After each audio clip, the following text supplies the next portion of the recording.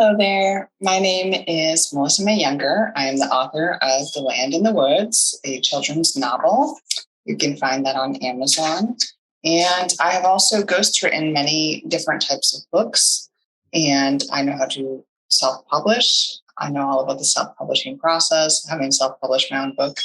And so I just want to share with you some about that. And today we're going to be talking about outlining. And now outlining can be very fun, but it can be very challenging, especially for those who are of a more creative mind, but maybe not of a more organized mind. I have a little bit of both. So I think that positions me well to just share with others how to kind of rein in that creativity so that your story makes sense or your nonfiction book makes sense. So as you can see, we're going to go over fiction and nonfiction today. And I'll start with fiction, and I'm going to show you some examples of how I outline my own fiction and talk a little bit about that. So as you can see, I put up here, you definitely want to know your characters. Sometimes when you're writing fiction, especially if you're really creative, then characters just seem to pop out of nowhere, right? They'll materialize to kind of move the story along. Or maybe you discover that your character needs a best friend halfway into the book, and so you give them a best friend. Or maybe you decide you no longer want them to be an only sibling, and so now they have a sister they can go visit. Okay, so whatever you decide, that's all well and good, but it's important whenever you're introducing a character, especially if they have a main role to play, that you outline who that character is and you stay consistent. You want to stay consistent with the dialogue. You want to stay consistent with their personality. What would they do? What wouldn't they do? What are their likes and dislikes? So you need to get to know those characters. If you're somebody who is always flying off the handle, then you don't want them acting oddly calm in a situation where they would usually fly off the handle, right? Unless there's a good reason. Okay, so I'm just going to show you what I've done to outline some of my own fiction. I potentially titled it Siler's 21. And basically, this is just going to be I would say it's a young adult science fiction novel. And so I've outlined all my characters here. And just kind of a quick outline of them so that when I'm writing the story, I can reference back to this quick sheet and remember what they look like. Okay, if you gave a character blue eyes or green eyes, and later on you're saying someone stared into their dark brown eyes, that's inconsistent, right? So outlining the characters, even with the little details, can help, especially if it's a detail you know that you're probably going to mention later. So here I have Kendra. She's strong, intelligent, passionate, determined, stubborn, sometimes acts or speaks too quickly and regrets it later. Okay, so we probably all know somebody who is a little bit like Kendra. She's got dark skin, dark hair, and green eyes. Okay, so whenever I'm describing her, I need to remember these things, okay? Someone can't be noticing how her blue eyes sparkle, right? Because she's got green eyes. So those are the details I get tripped up on. That's why this is helpful for me, and that's why I'm recommending it. And then you can see Matthias is a boy that Kendra never got along with, who survives on the planet. So Kendra's set up as the main character. Matthias is obviously a supporting character, especially since I'm talking about how he relates to her. So he's just someone she never got along with. He's intelligent, but methodical and organized. So right there, I'm trying to set it up. He's methodical and organized. She is passionate and sometimes acts or speaks too quickly and regrets it later. So you can already see how those two personalities are probably going to clash in the story. And so that's a good setup, right? I'm not trying to compliment myself, but it's a good setup if you can have those types of foil characters from the beginning and keep that consistent, that's going to create good plot for you. Just figuring out how those characters would interact with each other. That's going to create natural conflicts that they're going to have to work through, or if they're in a conflict situation, it's going to escalate that conflict, and they're going to have to figure out how to resolve it together. And then I have other characters. There's an older man, Ruther, who remembers his parents talking about a time before they were slaves. He's balding, skinny, but strong, wise, authoritative, and convincing. Clarice, Kendra's half-sister. She's actually more important, so she should probably come right after Kendra.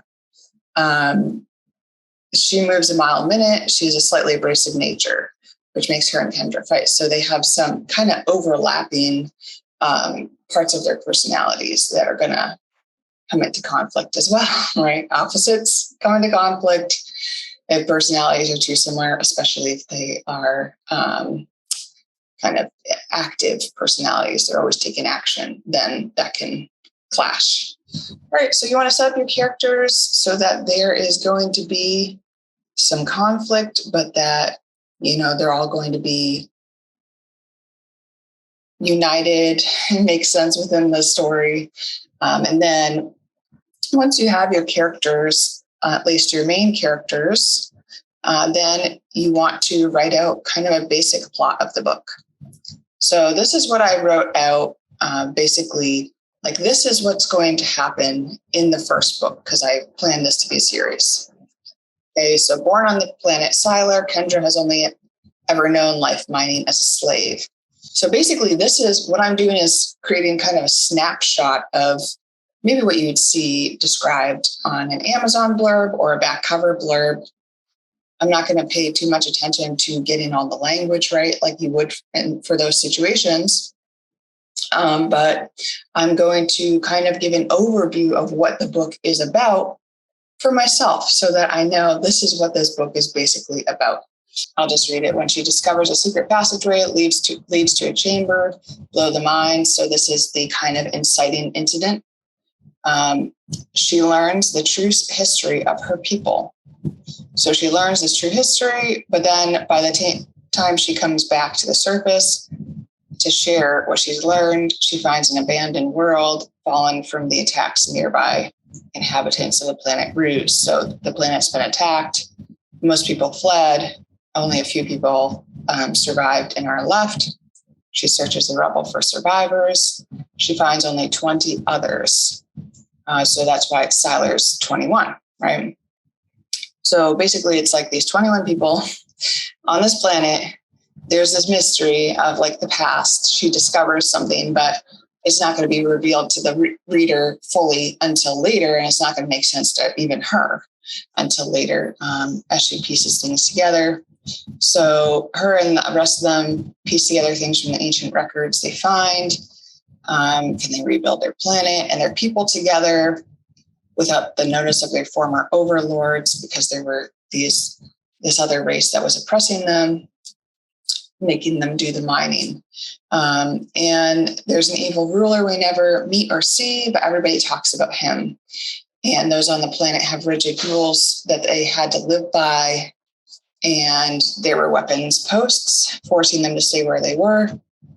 But they never knew, those previous rulers actually moved on, and they never knew about that. So they were still living under this rigid system when they were attacked and when everybody fled the planet or died. Okay, so they only find that out at the end of the book, like, hey, we don't have to continue living in fear in these rigid structures. So that's kind of the basic overview. To be honest, when I started actually writing this book, it changed a little bit. Okay. That's what happens a lot with fiction, because you want to be true to, I guess, what's happening with the characters, and you're going to get new ideas, and you're going to say, oh, well, maybe the story can take this direction and that direction. Right.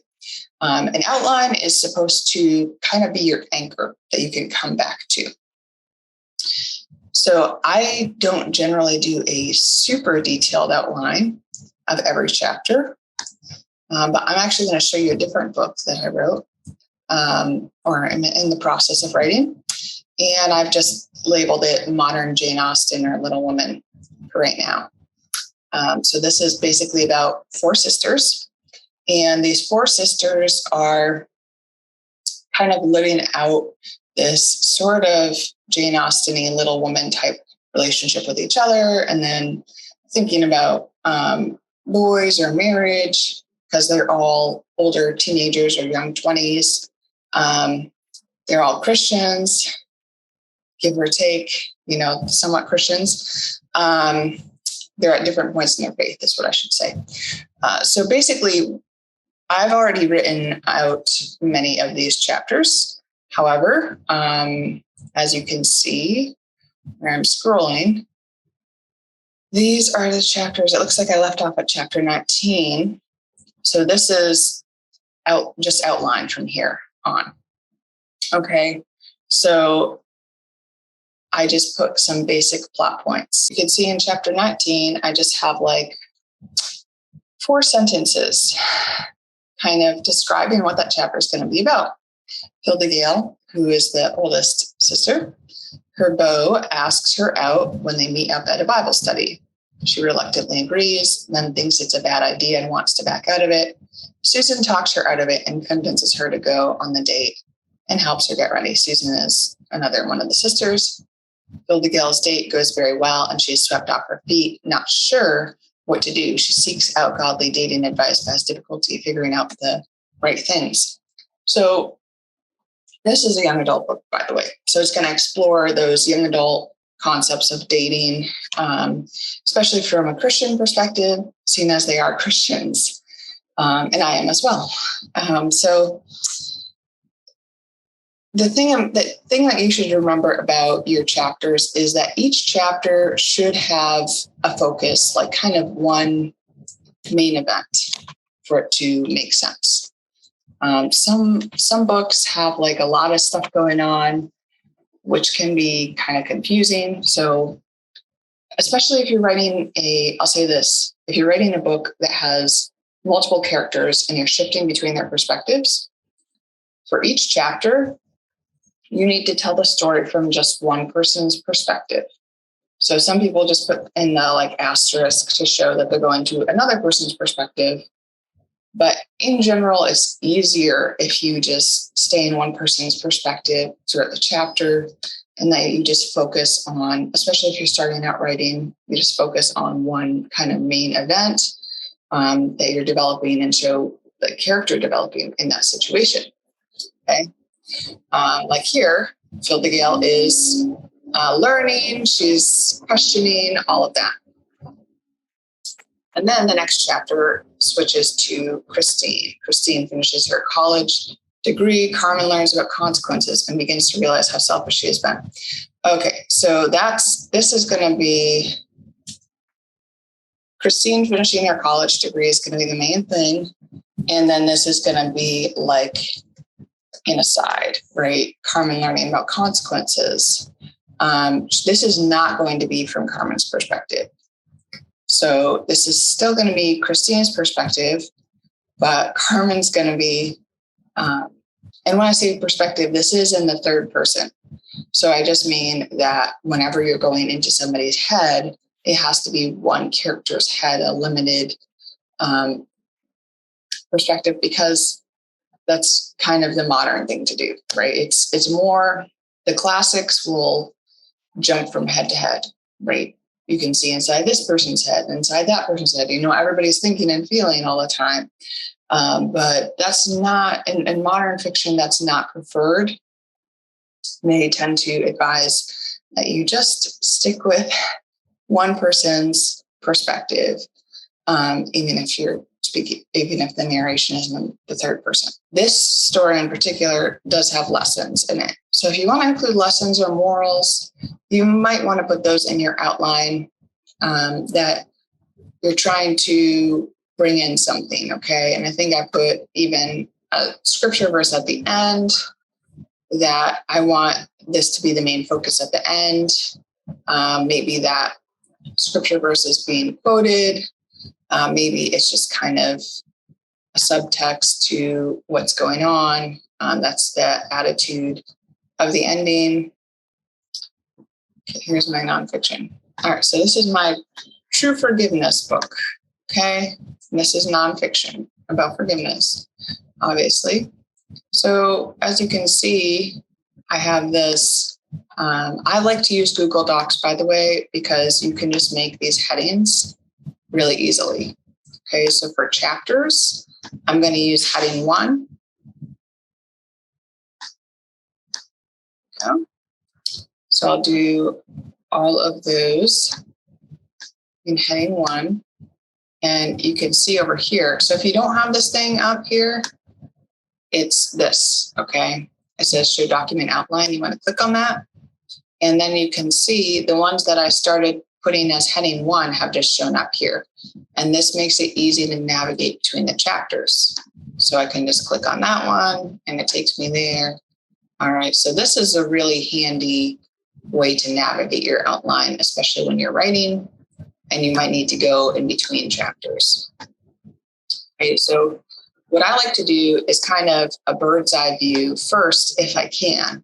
If I kind of already know what the book is going to be about, if I know the main topics, then I can go ahead and I can just come up with kind of a placeholder chapter title.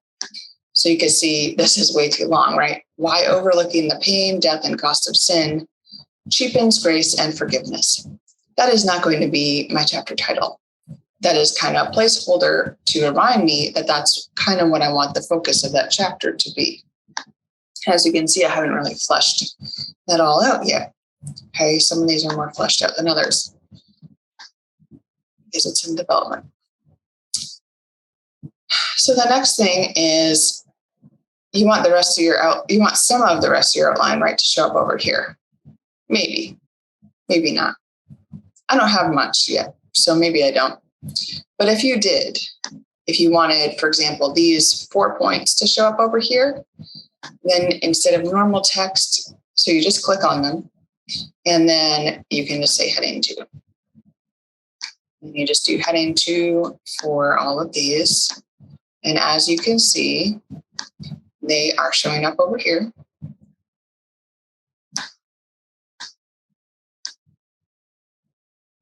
Okay. So then that shows kind of the 4 things that I'm going to cover in my introduction. Now, this is the main topic, examples of misconceptions about forgiveness. And then I just have these kind of quick bullet points to remind me about what I wanted to say about that. Now, if you're doing research and incorporating research, I'll show you down here. I have a scripture verse right here. So I just have a note to open with the story of Joseph. I'll make this heading 2 as well. Make that a heading 2 so I can see all these are kind of the main points. Actually, this is part of the story of Joseph. So you know what I'm going to do. Normal text. And that is going to be a little bullet thing there. Okay. And then I've just put this here as a reminder for me at the end of every chapter. I want to have a scripture verse to meditate on and a practical step to take. So part of the outlining for nonfiction is deciding on the format that you want. Think about the type of book that you're writing. Think about who your audience is. Think about what's going to be most valuable and useful to them. So, for example, this is a book about forgiveness. I wanted to make it very practical, as well as talking about these more heady concepts of forgiveness. So I'm giving scriptural examples. And then I'm going to, after talking about the story, I'll go into that. And I'll talk about different modern experiences that are maybe related to that. And then I'm going to give people a scripture verse to meditate on and a practical step to take that are related to this chapter. So most of those I have not. Actually, I don't think I've put in any of those. Well, I put in one. How to work through the anger to get to forgiveness, because I'm going to have a chapter on anger. And so the scripture verse is also probably going to be about anger and forgiveness. So, for example, let's look at this chapter. So how anger enters into it, I just have Kant and Aristotle on morally appropriate anger. I have another document that has all my notes about this that I can reference. So when I see Kant and Aristotle, I'm just going to go to the quotes I've selected in the other document, and I'm going to kind of flesh out that section. And then I have God's anger, which is always righteous. So talking about God's anger, making distinctions about, all anger is not evil, bad, which is one of the misconceptions I'll probably talk about at the beginning of the book. And then when we should be good and angry. So this will be talking about when we should be angry, when we should be feeling that anger, when we should be engaging with that anger. So that's going to be on anger. I think that's all I'm going to say about this. I will say, when you're writing nonfiction, you want to gather all your notes and research. You want to make sure that you have all that on hand. To start an outline, I don't generally, I should say, sometimes I have the chapters ready. But sometimes I have no idea what the chapters are going to be about, and I just start building. So let me just show you making one. We'll say file, new document. So let's just make a quick outline together so you can just see. And say you're going to write a nonfiction book about yogurt. And this is going to be a health book, right? And so you want to come up with a fancy title, but you don't know what you're going to call it yet. So you're just going to call it Yogurt Health Book. And it's going to show someone the many wonderful benefits of yogurt. And you have no idea what this book is going to be about. You just know that yogurt is healthy and that you enjoy it. So as you do your research, you might find out, yogurt has probiotics in it. I can't spell. Right? Maybe you'll find out yogurt has dairy, which means it also has calcium. It could have vitamin D. Making this up. I think most of it is true. And then, maybe you'll provide research for that. So then, as you kind of brainstorm the different things that you want to say, you might find them falling into categories. And so this would be you could say how it helps your gut health. And that's going to be a chapter. Oops. Chapter 1. Okay, and then you're going to make that. And then you say, okay, well, this is kind of showing the vitamins and nutrients. And you could just say,